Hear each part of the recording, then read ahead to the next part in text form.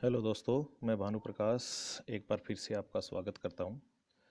आज हम यहाँ एक ह्यूमन फिजियोलॉजी का टॉपिक डाइजेस्टिव सिस्टम उसके बारे में चर्चा करेंगे। जैसा कि हम थोड़ा सा इसके बारे में सामान्य जानकारी लें तो डाइजेस्टिव सिस्टम बेसिकली हमारे शरीर के अंदर जो फूड होता है उस फूड को सिंप्लीफाई करने का काम करता है ताकि बॉडी उसको अंदर की तरफ ग्रहण कर सके।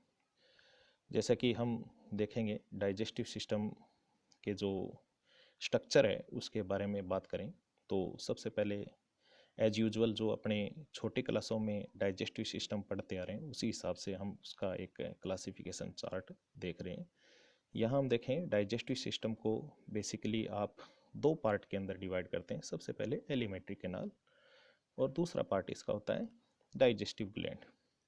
एलिमेंट्री कैनाल बेसिकली एक लंबी ट्यूब जैसी स्ट्रक्चर है जिसकी ओपनिंग स्टार्टिंग जो होती है वो माउथ के रूप में होती है, फिर उसका पार्ट फेरिंग्स होता है, फिर उसका पार्ट ईसोफेगस होता है, फिर उसके बाद में स्टमक, फिर उसके बाद में स्मॉल इंटेस्टाइन।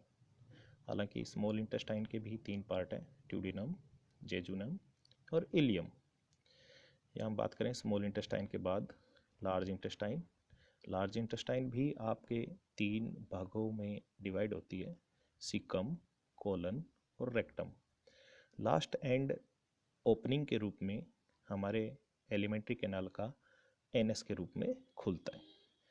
यदि हम बात करें डाइजेस्टिव ग्लैंड की, वेरी इंपॉर्टेंट जो अपने माउथ के चारों तरफ मौजूद होती है, सबसे पहले सलेवरी ग्लैंड, इसके अलावा स्टमक के अंदर गैस्ट्रिक ग्लैंड जिससे गैस्ट्रिक जूस का सिक्रीशन होता है, इसके बाद लीवर एंड गोल ब्लैडर, फिर अपने डाइजेस्टिव ग्लैंड की एक और महत्वपूर्ण ग्लैंड जिसे आप पेनक्रियाज कहते हैं, और इंटेस्टाइन की जो इंटरनल वॉल है उसके अंदर आपको इंटेस्टाइनल ग्लैंड दिखाई देंगी। ठीक है, ये हमारे डाइजेस्टिव सिस्टम के बारे में बात हुई। अब हम एक एक करके पूरी एलिमेंट्री कैनाल और डाइजेस्टिव ग्लैंड के बारे में थोड़ा सा विस्तार पूर्वक चर्चा करेंगे। सबसे पहले अपने एलिमेंट्री कैनाल का जो माउथ और ओरल कैविटी है उसके बारे में चर्चा करेंगे।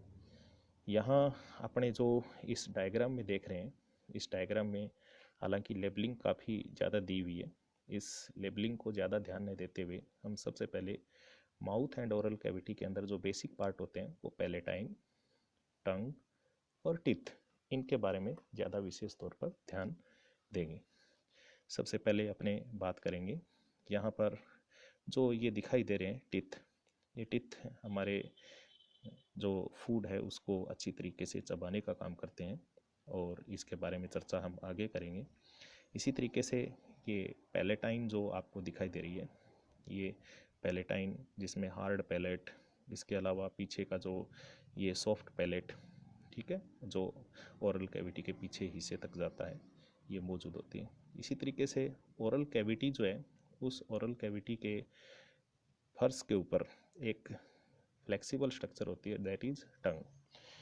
सबसे पहले अपने टंग के बारे में चर्चा करेंगे। टंग जो है बेसिकली हमारे एक मसल से बनी हुई स्ट्रक्चर होती है और नीचे ओरल कैविटी के फर्श से जुड़ी होती है। इसका जो आगे का जो हिस्सा होता है वो फ्री होता है और इस फ्री हिस्से का एक नीचे से अटैचमेंट होता है, उसे आप लिंगुअल फ्रेनुलम के नाम से जानते हैं। ये लिंगुअल फ्रेनुलम जो है वो टंग को फर्श से जोड़ने का काम करती है। यदि हम बात करें डाइजेस्टिव सिस्टम में, हमारे टंग का जो मेन रोल होता है वो टेस्ट रिसीव करना, यानी कि भोजन का जो स्वाद है उसका ज्ञान करने का काम ये करती है।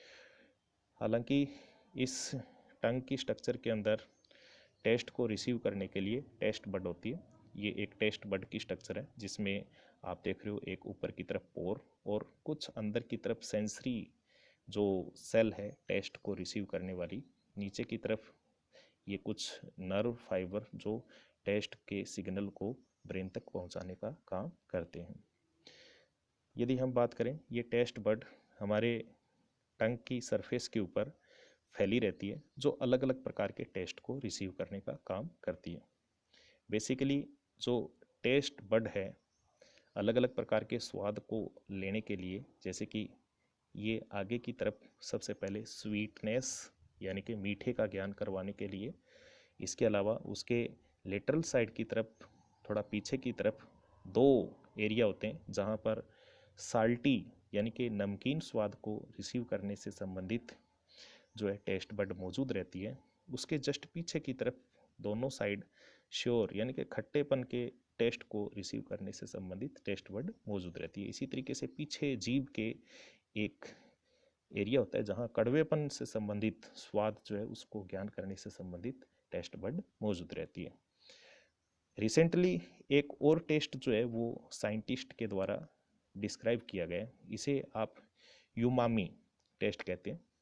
यूमामी टेस्ट जो है वो एक्चुअल में एक ऐसा टेस्ट है जिसमें आपको मीठेपन का, खट्टेपन का, कड़वेपन का और नमकीन यानी कि सारे स्वाद मिलकर एक साथ हमें इस तरीके के स्वाद के अंदर महसूस होते हैं। एक्चुअल में जो फास्ट फूड होते हैं उस फास्ट फूड के अंदर इस तरीके का जो स्वाद जो हमारे फास्ट फूड को और ही डिलीशियस बना देता है, उसके अंदर कुछ केमिकल होते हैं जो इस स्वाद को उत्पन्न करने के लिए काम में आता है। मोनोसोडियम ग्लूटामेट, इस केमिकल के कारण इस तरीके का जो टेस्ट है वो हमारे जीभ के द्वारा महसूस किया जाता है। यूमामी एक्चुअल में ये जापानी शब्द है जिसको जो है विशेष तौर पर जापान की भाषा से लिया गया है। तो ये कुछ बेसिक जानकारी। हमारी टंग का मेन काम फूड के टेस्ट को रिसीव करने के साथ साथ इसका काम हमारे भोजन को चबाने में भी, ये दांतों के नीचे भोजन को पहुंचाकर चबाने में भी सहायता करती है।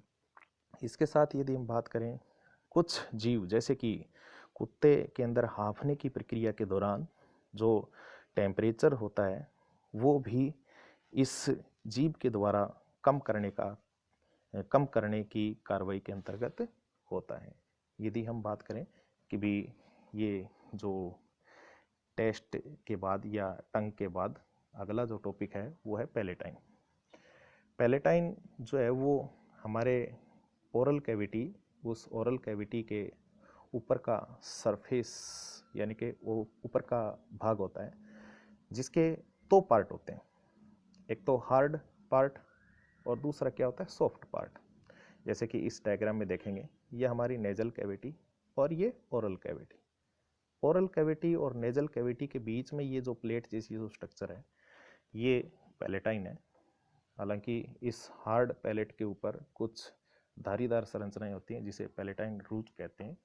ये कार्निवोरस एनिमल के अंदर काफ़ी ज़्यादा बड़े आकार की होती है जो फूड को पीछे की तरफ नहीं जाने देती, जबकि पीछे का जो सॉफ्ट पार्ट है जो हमारे नेजल कैविटी के पीछे की तरफ मौजूद जो इंटरनल नोस्ट्राइल है, उस इंटरनल नोस्ट्राइल को जब फूड को निगला जाता है तब उस समय बंद करने का काम करता है। ये इसका एक फिंगर लाइक प्रोजेक्शन, अंगुली जैसी संरचना जिसे आप अलवा भी कहते हैं, वो संरचना इस सॉफ्ट पैलेटाइन के अंदर मौजूद रहती है। पैलेटाइन के बाद हम बात करेंगे टीथ। टीथ जो है वो डाइजेस्टिव सिस्टम का बहुत ही महत्वपूर्ण पार्ट है। यदि हम कुछ बेसिक बातें करें ह्यूमन टीथ के कैरेक्टर के बारे में, तो ह्यूमन टीथ जो है वो थिकोडोंट टाइप का होता है। थिकोडोंट मीन्स क्या हुआ कि भी ये जो अपने जबड़े की जो बोन है उस जबड़े की बोन के अंदर एक सॉकेट या गड्ढे नुमा स्ट्रक्चर के अंदर फिट रहती है, तब इस वजह से इसे थिकोडोंट कहते हैं। जबकि दूसरा कैरेक्टर इसका हेट्रोडोंट। हेट्रोडोंट मीन्स देखने में दांत और उसके काम के हिसाब से ये अलग अलग प्रकार के ये होते हैं। जैसे कि हम एक जनरल क्लासिफिकेशन में इसके टाइप देखते हैं, इंसाइजर, इसी तरीके से कैनाइन, प्रीमोलर और मोलर, अलग अलग टाइप के दांत देखते हैं, तब इस वजह से इसे हेट्रोडोंट कहा जाता है। डाइफाइडोंट, ये और एक बहुत ही महत्वपूर्ण कैरेक्टर है। ह्यूमन के जो दांत है जीवन के अंदर 2 बार अपीयर होते हैं। स्टार्टिंग के अंदर जब बच्चे के अंदर दांत आते हैं उन्हें आप मिल्की टीथ या टेम्परेरी टीथ कहते हैं, जबकि उसके टूटने के बाद में जो दांत आते हैं उसे आप परमानेंट टीथ के नाम से जानेंगे। एक डेंटल फॉर्मूले की बात करें तो डेंटल फॉर्मूला हमें ये बतलाता है कि भी हमारे दांतों की अलग अलग प्रकार और उनकी संख्या किस तरीके से हमारे शरीर के अंदर बक्कल कैविटी के अंदर पाई जाती है। हमारे जो डेंटल फॉर्मूला है उसमें परमानेंट टीथ की बात करें तो परमानेंट टीथ के अंदर जैसे कि सबसे पहले इंसाइजर, 2, कैनाइन 2, प्रीमोलर 2 और मोलर 3, ये दांत पाए जाते हैं। यदि हम यहाँ इस डेंटल फॉर्मूले के अंदर देखें तो एक अडल्ट के अंदर टोटल जो दांत है उनकी संख्या 32 यानी कि 32 होती है, जबकि मिल्की टीथ यानी कि छोटे बच्चे के अंदर जो दांत है उनकी संख्या में इंसाइजर 2, कैनाइन 1, प्रीमोलर एब्सेंट होते हैं, जबकि मोलर 2 होते हैं इसके अंदर। तो टोटल 20 दांतों की संख्या इसके अंदर पाई जाती है। एक बहुत ही महत्वपूर्ण क्वेश्चन कॉम्पिटिटिव एग्जाम के हिसाब से ये बनता है इसके अंदर। तो यहाँ इस जगह आप इस डेंटल फॉर्मूले के अंदर दांतों के बारे में देखा। हालांकि एक चीज़ और यहाँ नोटिस करने वाली बात है कि जो एडल्ट के अंदर मोलर जो दांत होते हैं उन मोलर दांत में अबाउट 18 टू 20 ईयर्स उम्र तक मोलर की संख्या 2 होती है। लास्ट वाले जो मोलर होते हैं जिनको आप विजडम टीथ कहते हैं, ये विजडम टीथ जो है वो पूर्ण एडल्ट के अंदर ही ये उगती है। तो यहाँ एक विजडम टीथ जो अपना एक वेस्टिजियल ऑर्गन है उसके बारे में भी अपने को ध्यान रखना है इसके अंदर। एक टूथ की जो स्ट्रक्चर है उस टीथ की स्ट्रक्चर के अंदर आपको 3 बेसिक पार्ट मिलेंगे, जैसे कि हेड, नेक, रूट। या डायग्राम में है जो हेड है उसको आप क्राउन भी कहते हैं। ये बेसिकली हमारे मसूड़ों से बाहर की तरफ निकला हुआ जो हमें दिखाई देने वाला भाग है वो होता है। नेक जो भाग है वो हमारे दांत का ऐसा भाग है जो मसूड़ों से ढका रहता है, जबकि रूट वो भाग है जो हमारे जबड़े की अस्थि के साथ में ये इस तरीके से फिट रहता है। हमारे यदि हम बात करें दांत की स्ट्रक्चर के अंदर 3 बेसिक लेयर होती है। इन 3 बेसिक लेयर के अंदर सबसे पहले हम बात करेंगे इनेमल। इनेमल जो लेयर होती है वो सबसे आउटर मोस्ट और साइनी लेयर होती है, चमकदार। ये हमारे ह्यूमन या एनिमल किंगडम के अंदर दांत के अंदर या ऑर्गन के अंदर, शरीर के जो ऑर्गन है उस ऑर्गन के अंदर सबसे हार्डेस्ट पार्ट होती है और दांत को प्रोटेक्ट करने का काम करती है। दूसरा पार्ट है इसके अंदर डेंटिन। डेंटिन पार्ट जो है वो मिडल पार्ट होता है, ये इनेमल के जस्ट नीचे और पल्प कैविटी के बीच में पाया जाता है। ठीक है, इसी तरीके से दांत के अंदर एक बीचों बीच एक खोखला स्थान पाया जाता है जिसे अपने पल्प कैविटी कहते हैं। पल्प कैविटी में रूट से इस पल्प कैविटी के अंदर जो इस दांत की जो स्ट्रक्चर है उस दांत की स्ट्रक्चर के अंदर आपको बहुत सारा एक नेटवर्क मिलेगा, ब्लड कैपिलरी नेटवर्क जो मिलेगा। उस ब्लड कैपिलरी नेटवर्क के अंदर ब्लड सप्लाई जाती है और नीचे से रूट के अंदर इससे ब्लड वापस जाती है। इसी के साथ इसमें जो है कुछ नर्व फाइबर भी पहुंचती हैं जो अपने को सेंसेशन यानी कि संवेदना का ज्ञान करवाने का काम भी करती हैं। पल्प कैविटी के अंदर की इनर सरफेस के अंदर एक बहुत ही महत्वपूर्ण लेयर होती है जिसे अपने ओडेंटोब्लास्ट लेयर के नाम से जानते हैं। जस्ट बिल्कुल पल्प कैविटी के इनर सरफेस के ऊपर ये मौजूद लेयर होती है। एक्चुअल में ये जो ओडेंटोब्लास्ट जो लेयर है ये लेयर ही जो डेंटिन लेयर है उसको सीक्रेट करने का काम करती है और इस तरीके से ये हमारे ओडेंटोब्लास्ट लेयर को ही पल्प कैविटी के अंदर मौजूद ब्लड कैपिलरी या जो रुधिर वाहिकाएं हैं वो क्या करती है, रेस्पिरेशन और इसके अलावा एक्सक्रीशन या जो भी बेसिक आवश्यकताएं हैं वो इस पल्प कैविटी की कैपिलरी के द्वारा प्रोवाइड की जाती है। हम बात करेंगे टीथ के बाद में आगे फेरिंग्स पार्ट। फेरिंग्स जो पार्ट है वो बेसिकली हमारे ओरल कैविटी के पीछे की तरफ जो ईसोफेगस से जुड़ा हुआ ये एरिया होता है। इसके 3 पार्ट होते हैं। नेजोफेरिंग्स, नेजोफेरिंग्स जो है वो अपने नेजल कैविटी के बिल्कुल पीछे की तरफ मौजूद और सॉफ्ट पैलेटाइन के जस्ट पीछे की तरफ मौजूद एरिया होता है। ओरोफेरिंग्स बिल्कुल ओरल कैविटी के सामने की तरफ मौजूद होता है और तीसरा फेरिंग्स का जो पार्ट होता है वो लैरिंजोफेरिंग्स कहलाता है। लैरिंजोफेरिंग्स से आगे जो है ईसोफेगस जुड़ती है और इधर जो है वो अपने ट्रेकिया यानी कि रेस्पिरेटरी पाइप या विंड पाइप जिसे हम कहते हैं रेस्पिरेटरी सिस्टम की, उससे ये यहाँ जो है एरिया अलग सेपरेट होगा। हम बात करेंगे फेरिंग्स का जो काम है वो केवल ईसोफेगस से ये जुड़ा हुआ एरिया है जहाँ से फूड सीधा ईसोफेगस में जाता है। इतना कोई स्पेशल ज़्यादा जो डाइजेस्टिव सिस्टम में इसका रोल नहीं होता। ईसोफेगस की बात करेंगे। ईसोफेगस जो है वो हमारे डाइजेस्टिव सिस्टम के अंदर फूड पाइप के नाम से जानी जाती है। जैसे कि यहाँ डायग्राम में देख रहे हैं, फेरिंग्स के जस्ट नीचे की तरफ जो आपको ये एक ट्यूब जैसी स्ट्रक्चर दिखाई दे रही है, अबाउट 1 फीट यानी कि 12 सेंटीमीटर ये लंबी, जो थोरेसिक कैविटी को पार करते हुए और डायाफ्राम को पेनिट्रेट करते हुए और हमारे एलिमेंट्री कैनाल के स्टमक के साथ में ये जुड़ती है। ईसोफेगस का काम केवल इतना है कि भी ये फेरिंग्स से जो फूड है उस फूड को सीधा पैरासिस्टैलिक मूवमेंट से स्टमक में पहुंचाने का काम करती है। इसके जो दीवार है, इस दीवार के अंदर ऐसी मसल पाई जाती है जो इस पैरासिस्टैलिक मूवमेंट में इसको क्या करती है, हेल्प करती है। ईसोफेगस के बाद हम बात करेंगे हमारे डाइजेस्टिव सिस्टम का अगला जो पार्ट है वो है स्टमक। स्टमक जो है वो जे शेप थैलीनुमा स्ट्रक्चर होती है। इसका एक पार्ट ईसोफेगस से और दूसरा पार्ट जो है वो ड्यूडेनम से जुड़ा रहता है। हम बात करें इसके पार्ट के बारे में, तो स्टमक के जो है वो बेसिकली कार्डियक, फंडस या बॉडी पार्ट, और तीसरा पाइलोरिक पार्ट, पाइलोरी, ठीक है, ये एरिया।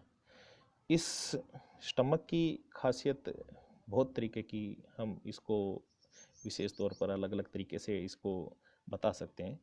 इनर सरफेस के ऊपर बात करें तो इसके ऊपर भी आपको फोल्ड दिखाई देंगे, और इस फोल्ड के अंदर आपको बेसिकली इंटरनल स्ट्रक्चर के अंदर गैस्ट्रिक ग्लैंड दिखाई देगी। गैस्ट्रिक ग्लैंड जो है, जैसे कि यहाँ इस डिस्क्रिप्शन में दिया हुआ है कि गैस्ट्रिक ग्लैंड जो है उसके अंदर बेसिकली 3 तरीके की सेल पाई जाती है। म्यूकस नेक सेल, ये एक्चुअल में म्यूकस का सिक्रीशन करती है। म्यूकस जो है वो हमारे डाइजेस्टिव सिस्टम में एलिमेंट्री कैनाल के हर एक हिस्से से सिक्रीट किया जाता है। म्यूकस के कई काम होते हैं। बेसिकली फूड के अंदर म्यूकस जो है वो लुब्रिकेशन को प्रोवाइड करता है, और साथ में जो HCl की दीवार से सिक्रीट होने वाला, सॉरी, अपने जो आमाशय या स्टमक की दीवार से सिक्रीट होने वाला जो HCl है, उस HCl से भी प्रोटेक्ट करने का काम जो है वो करती है। एक क्वेश्चन बनता है कि भी HCl जो है वो हमारे स्टमक की दीवार को गलाता क्यों नहीं। उसका मेन रीज़न यही है कि भी एक मोटी जो लेयर है म्यूकस की, इसमें हमारे इनर सरफेस के ऊपर स्टमक के अंदर पाई जाती है, जो प्रोटेक्ट करती है HCl से। दूसरी जो महत्वपूर्ण सेल है वो है पेराइटल या ऑक्जेंटिक सेल। पेराइटल या ऑक्जेंटिक सेल जो है वो बेसिकली मेन जो है वो सिक्रीट करती है HCl को, और HCl के भी काम हम अलग से देखेंगे। लेकिन इसके अलावा एक बहुत ही महत्वपूर्ण जो एक प्रोटीन सिक्रीट किया जाता है जिसे आप इंटेंसिक फैक्टर कहते हैं, जो हमारे विटामिन B12 के एब्जॉर्प्शन में हेल्प करता है। यदि ये विटामिन B12 जो है इंटेंसिक फैक्टर सिक्रीट नहीं हो तो उसकी एब्सेंस में ये हमारे एब्जॉर्ब नहीं हो पाएगा, और इसकी कमी होने से हमारे शरीर के अंदर RBC की फॉर्मेशन नहीं होगी। इसकी कमी से, विटामिन B12 की कमी से या इस इंटेंसिक फैक्टर के प्रभाव से विटामिन B12 जो है सिक्रीट नहीं होगा, सॉरी एब्जॉर्ब नहीं होगा, तो इससे एक एनीमिक कंडीशन होती है जिसे कहते हैं पर्सिनियन एनीमिया। एक डाइजेस्टिव सिस्टम से संबंधित जो एक मतलब डिजीज़ के अंदर इसको डिस्कशन किया जाता है। तीसरी प्रकार की जो सेल है वो इसके अंदर चीफ या जाइमोजन सेल होती है।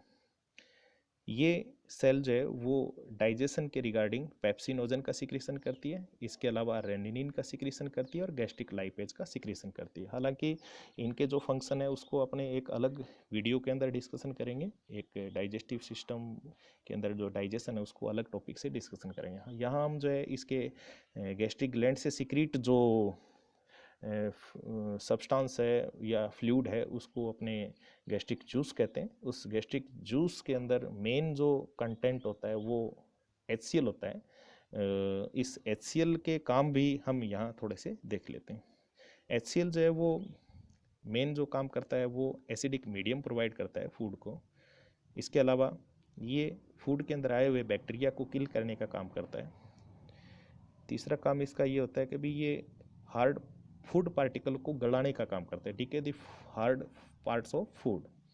तीसरा काम इसका ये भी होता है, जैसे कि अपने जब डाइजेशन टॉपिक डिस्कशन करेंगे इसके एंजाइमों के बारे में, तब उसमें ये जो गैस्ट्रिक एंजाइम है उस गैस्ट्रिक एंजाइम को एक्टिवेट करने का भी काम करता है। यहाँ हम इसके बाद जो है नेक्स्ट टॉपिक के बारे में बात करेंगे, स्मॉल इंटेस्टाइन। स्मॉल इंटेस्टाइन जो है वो हमारे 3 पार्ट में डिवाइड होती है। ड्यूडेनम ये स्मॉल इंटेस्टाइन का सबसे छोटा पार्ट है, जो डाइजेशन के हिसाब से बहुत ही इंपॉर्टेंट है। जेजुनम ये ड्यूडेनम के आगे का हिस्सा है जो लगभग 1 मीटर लंबा होता है। इलियम पार्ट ये हमारे डाइजेशन के साथ साथ एब्जॉर्प्शन यानी कि अवशोषण के रिगार्डिंग बहुत ही महत्वपूर्ण पार्ट है।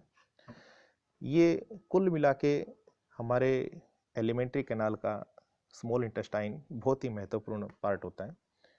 जैसा कि डायग्राम में अपन ने ड्यूडेनम देखा, जेजुनम देखा, इलियम देखा, ये तीनों पार्ट इसके अंदर दिखाई दे रहे हैं।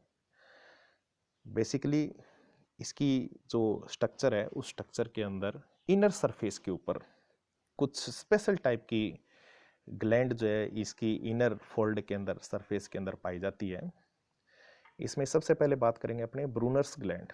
ब्रूनर्स ग्लैंड जो है वो ड्यूडेनम की इनर सरफेस के ऊपर प्रेजेंट होती है, जो म्यूकसी एल्कलाइन फ्लूइड को सिक्रीट करती है। इसका मेन रोल ये होता है कि जैसे ही फूड स्टमक में से आ रहा है ड्यूडेनम के अंदर, तो HCl को न्यूट्रल करना ज़रूरी होता है। HCl को न्यूट्रल करने के लिए एल्कलाइन म्यूकसी फ्लूइड बड़ी हेल्प करता है। इसके साथ ही यदि हम बात करें जैसे कि अपने जेजुनम और इलियम पार्ट है, इस इलियम पार्ट की इनर सरफेस में आपको फोल्ड के अंदर इंटेस्टाइनल ग्लैंड मिलेगी। इस इंटेस्टाइनल ग्लैंड को आप क्रिप्स ऑफ ल्यूबरकुहान के नाम से भी जानते हैं।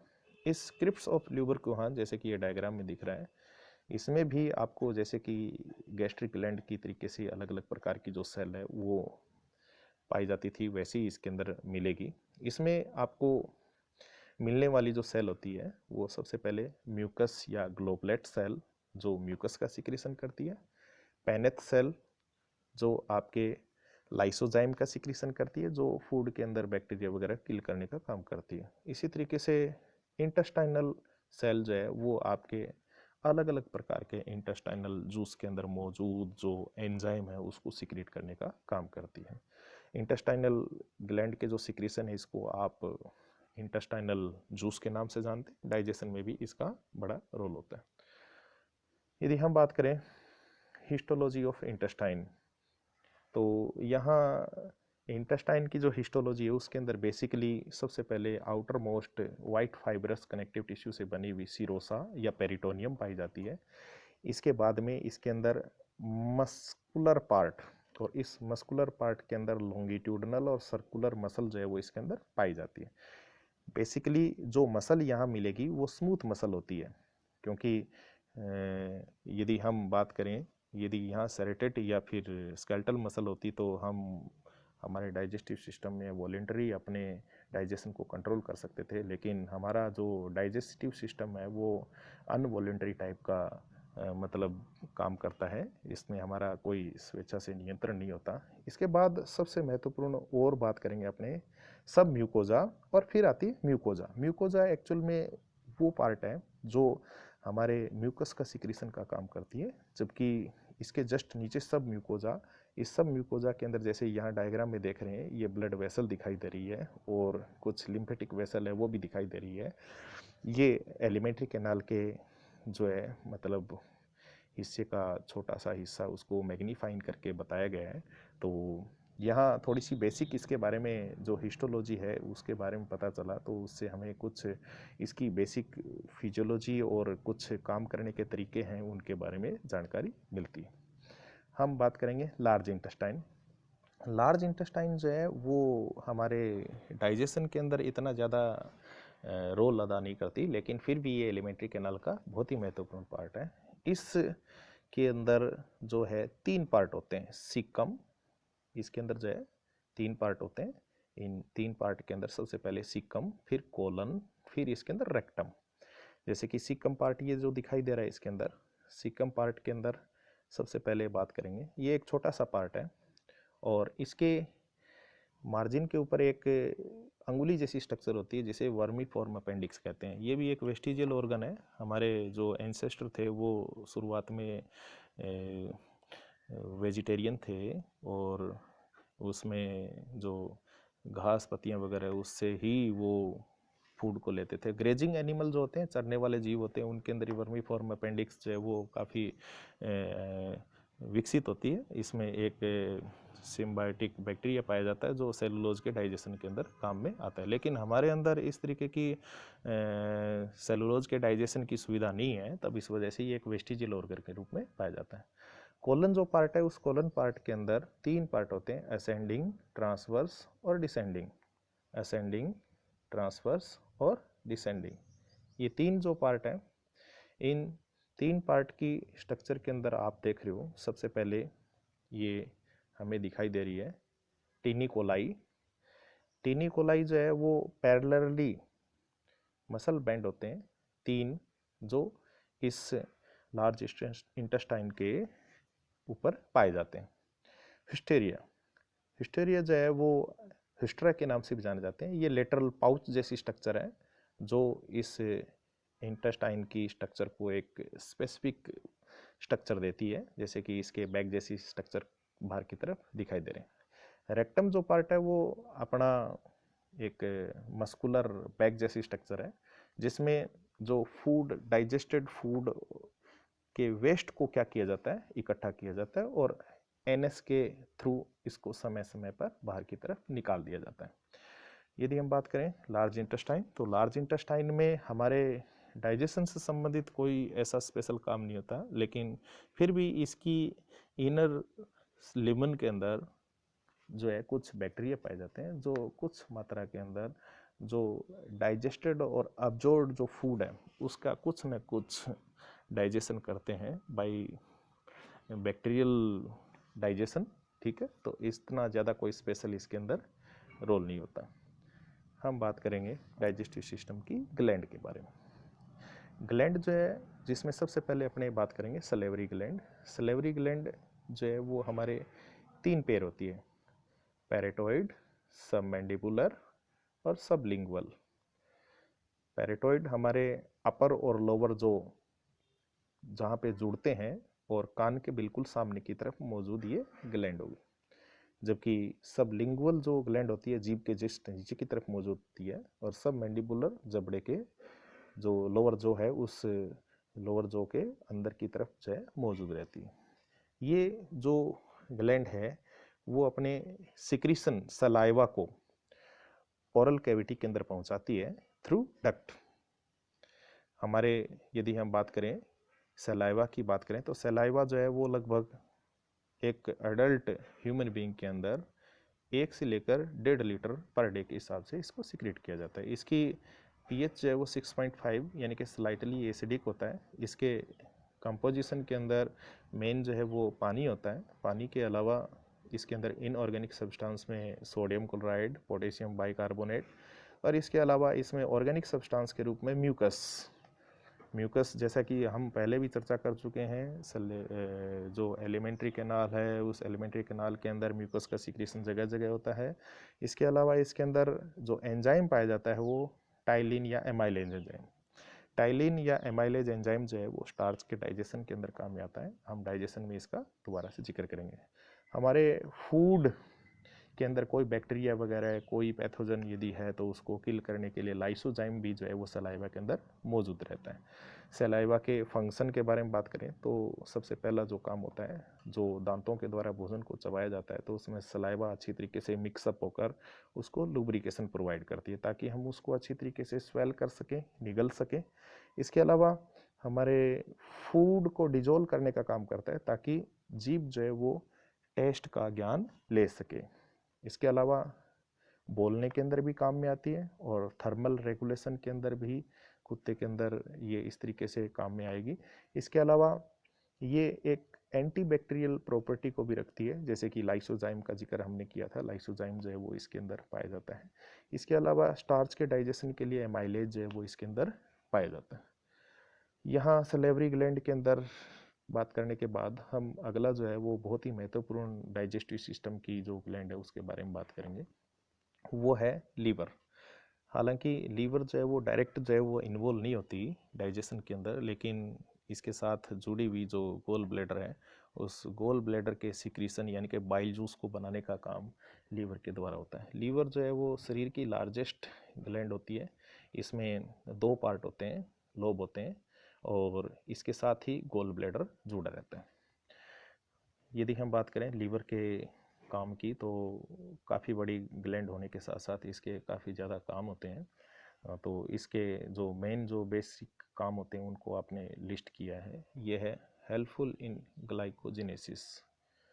इसके अलावा ये ग्लाइकोजेनेसिस मीन्स ये कार्बोहाइड्रेट प्रोडक्ट को मतलब प्रोड्यूस करने का काम करती है। इसके अलावा हेल्पफुल इन ग्लाइकोजिनोलाइसिस। ग्लाइकोजिनोलाइसिस का मतलब क्या है कि ये जो स्टोर फूड ग्लाइकोजन है उसको ये तोड़कर ग्लूकोज के अंदर कन्वर्ट करने का काम करती है। इसके अलावा helpful in gluconeogenesis. Gluconeogenesis means क्या होता है कि जब शरीर को आवश्यकता पड़े कार्बोहाइड्रेट या ग्लूकोज की, तो ये ग्लाइकोजन यदि मौजूद नहीं हो तब उस स्थिति में ये जो नॉन कार्बोहाइड्रेट प्रोडक्ट जैसे कि हमारे फैटी एसिड या लिपिड या फिर जो प्रोटीन है उससे भी ये फूड को कार्बोहाइड्रेट को बना सकती है।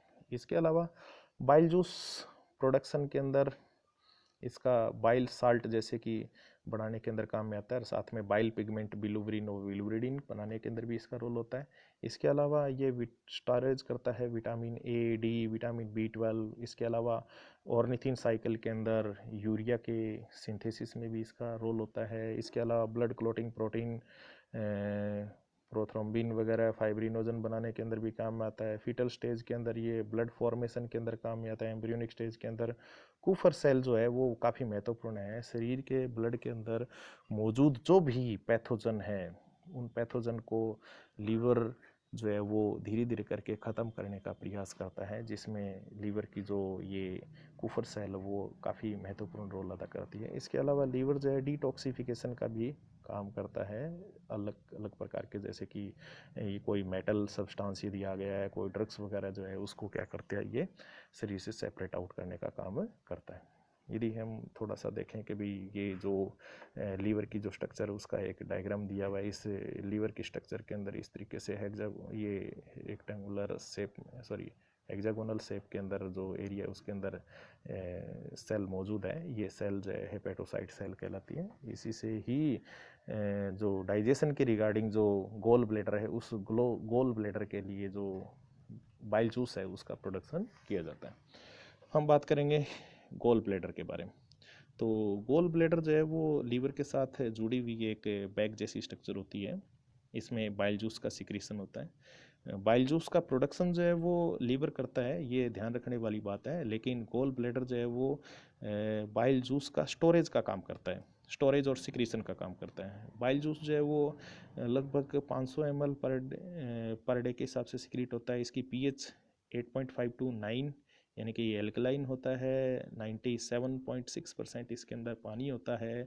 इसके अलावा इसके अंदर इनऑर्गेनिक सब्सटेंस के अंदर बहुत सारे साल्ट इसके अंदर, जिसमें एल्कलाइन नेचर के साल्ट बेसिकली इसके अंदर पाए जाते हैं। इसके अलावा इसमें ऑर्गेनिक सब्सटेंस में म्यूकस, लिथेसिन, फॉस्फोलिपिड और कोलेस्ट्रॉल वगैरह इसके अंदर पाए जाते हैं। पिगमेंट बिलुब्रिन व बिलुब्रिडिन, ये दोनों पिगमेंट जो है आरबीसी के हीमोग्लोबिन के डिस्ट्रक्शन या नष्ट होने के कारण बने हुए बाई प्रोडक्ट है, जिसका दोनों का रंग हरा पीला होता है। तो इसी के कारण जो बाइल जूस है उसका कलर भी हरा पीला होता है। ठीक है। इसके अलावा इसमें सबसे महत्वपूर्ण बात है वो है एंजाइम एब्सेंट होते हैं इसके अंदर। कम्पिटिटिव एग्जाम के हिसाब से ये काफ़ी महत्वपूर्ण प्रश्न बनता है कि भी एक ऐसे डाइजेस्टिव सिस्टम के सिक्रीशन का नाम बताइए जो डाइजेशन में हेल्प करता है लेकिन डाइजेस्ट नहीं करता, यानी कि उसमें डाइजेस्टिव एंजाइम एब्सेंट होते हैं। तो उसका आंसर होता है बाइल जूस।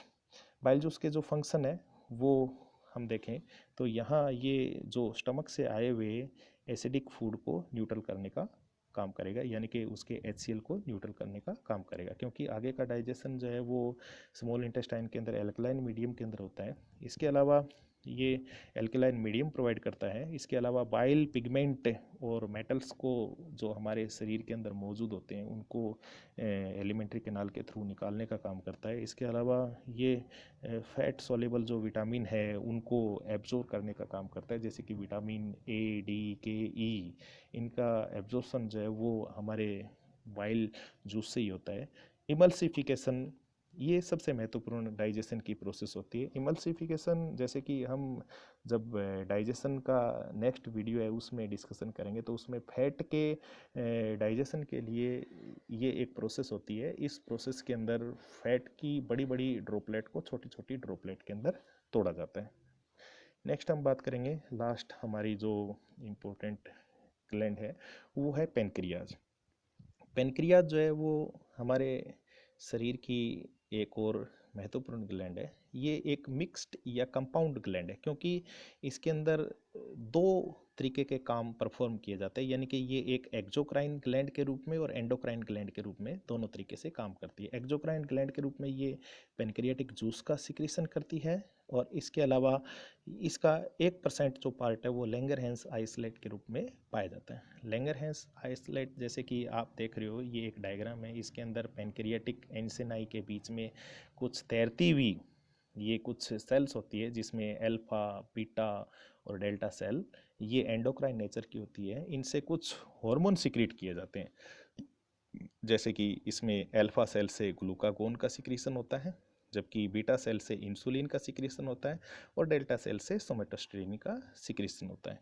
हालांकि इसको एक अलग टॉपिक के अंदर डिस्कशन किया जाता है, लेकिन बेसिकली हम थोड़ा सा इसके बारे में बात करें। अल्फा सेल का ग्लूकागोन जो हार्मोन है वो हमारे शरीर के अंदर ग्लूकोज के लेवल को बढ़ाने का काम करता है, जबकि बीटा सेल जो है उसका इंसुलिन हार्मोन जो सबसे महत्वपूर्ण होता है, और वो हमारे शरीर के अंदर ग्लूकोज के लेवल को कम करने का काम करता है। इस हार्मोन की कमी से जो मधुमेह या डायबिटीज़ मेलिटीज़ जो डिजीज़ होती है वो हो जाती है। इसके अलावा डेल्टा सेल का सोमेटोस्टेरोन हार्मोन जो है वो ये ग्रोथ हार्मोन के अगेंस्ट काम करता है, एंटी ग्रोथ हार्मोन होता है। लेकिन हमें यहाँ डाइजेस्टिव सिस्टम से संबंधित जो इसके एक्सोक्राइन पार्ट है उससे सिक्रीट पेनक्रियाटिक जूस है उसके बारे में जानकारी लेनी है। पेनक्रियाटिक जूस जो है वो लगभग 1 से 2 लीटर पर डे के हिसाब से इसका सिक्रीशन होता है। इसकी पीएच भी 8 से 9 के बीच में होती है, जिसके कारण ये एल्कलाइन नेचर का होता है। इनऑर्गेनिक सब्सटेंस के अंदर इसके अंदर सोडियम क्लोराइड, कार्बोनेट साल्ट वगैरह पाए जाते हैं। ऑर्गेनिक सब्सटेंस के अंदर इसके अंदर बहुत सारे एंजाइम पाए जाते हैं, जैसे कि trypsinogen, chymotrypsinogen, procarboxypeptidase, amylase, maltase, lactase, sucrase, lipase, nuclease. अलग अलग प्रकार के जो फूड प्रोडक्ट उसके अंदर मौजूद केमिकल कंपोजिशन के अंदर प्रोटीन, कार्बोहाइड्रेट, फैट और न्यूक्लिक एसिड जो है उनको डाइजेस्ट करने की इस एंजाइमों की क्षमता होती है। तो यहाँ ये सूची जो दिख रही है वो काफ़ी लंबी चौड़ी है। तो इस तरीके से हमारे जो डाइजेस्टिव सिस्टम की बेसिक जो स्ट्रक्चर है उसके बारे में हमने यहाँ डिस्कशन की है। हालांकि थोड़ा सा टॉपिक लेंथी हो जाता है, लेकिन ये हमारे लिए थोड़ा सा बेसिक 12th स्टूडेंट और नीट स्टूडेंट के लिए ज़रूरी है। इतना थोड़ा लंबा इस वीडियो को बनाना पड़ा है मुझे। धन्यवाद। यदि आपको वीडियो पसंद आए तो ज़रूर इसको शेयर करें और साथ में इसके बारे में कमेंट करें और दूसरे व्यक्तियों को भी बताएं।